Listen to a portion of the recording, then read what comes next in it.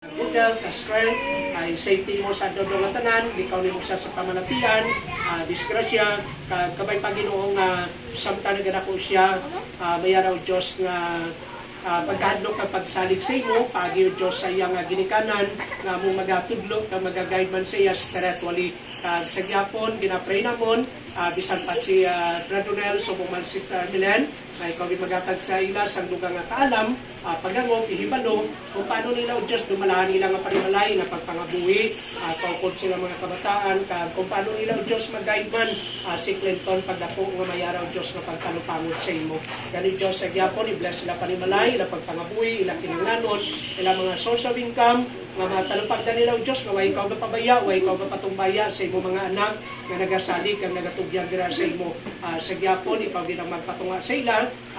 sa gyapon maangkon nila ang pagiday, pagigugma, pagintindihan ay sa isa sa gyapon. Kag nagapangabuyo kami, nagapasalamat bisan pa sa mga principal sponsors nga ikaw po namon sining adlaw,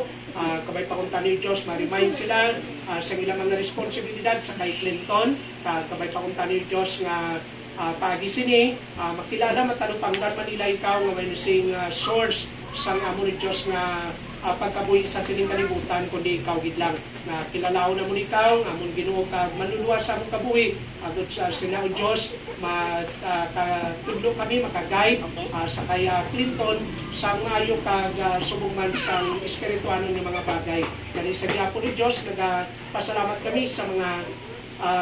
pamilya, sa mga abyan, mga imata sa sining adlaw nga naging kaupod namon. Thank you so much Lord sa ilang presensya, isa ini ka dako nga moral support para man sa kay